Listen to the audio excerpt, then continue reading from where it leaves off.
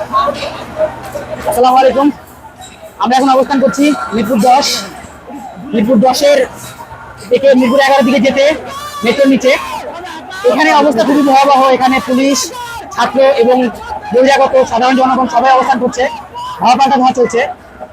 আমার এখানে বড় একটা উদ্দেশ্য আছে, সেটা হচ্ছে এখানে শুধুমাত্র ছাত্ররা অবস্থান করছে না, এখানে যে সর্বস্তরের জনগণ, বিভিন্ন দলীয় জনগণ এবং নিম্ন শ্রেণীর, উচ্চ শ্রেণীর যত প্রকার লোকজন আছে সবাই অবস্থান করছে। কারণ এই দাবিটা আসলে সকলের। তবে একজন ছাত্র হিসেবে, দেশের একজন সুনাগরিক হিসেবে আমার একটা দায়িত্ব আছে আপনাদের কাছে সঠিকতা দেওয়ার, আমি নিচ্ছি। এটা হচ্ছে আপনারা দশম এসে দেখতে পারবেন এখানে কিছু জায়গায় আগুন জ্বলছে, অনেক যানবাহনের ক্ষতি হচ্ছে, দেশি সম্পদের ক্ষতি হচ্ছে। এর অধিকাংশই ছাত্রদের দ্বারা সংগঠিত হয় নাই।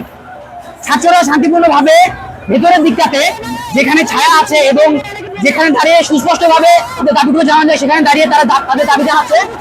কিন্তু কিছু বহিরাগত এবং বিরোধী দলীয় এবং অন্যান্য দলের যারা সংগঠক আছে, তারা মিরপুর 10 নম্বরে ওভারব্রিজে, আশেপাশের রেলিংগুলোতে এবং ফুটপাতের বিভিন্ন বস্তুতে আগুন লাগিয়ে দিয়েছে। এটার দায়ভার ছাত্র সমাজের না। ছাত্র সমাজ হয়তো প্রতিবাদ করতে পারতো, কিন্তু করছে না, কারণ এগুলো তাদের বুকে ধারণ করতেছে এতদিন যাবত। আমাদের প্রতিবাদ করার ভাষা আর নাই। আমরা সহ্য করতেছি, কারণ আমাদের দাবি আপনারা মানতেছেন না।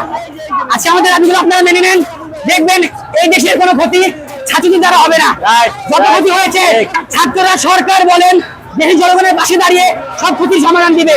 আপনার ছাত্রদের পাশে থাকেন, শুধু এইটুকুই দাবি আমাদের। দেখো।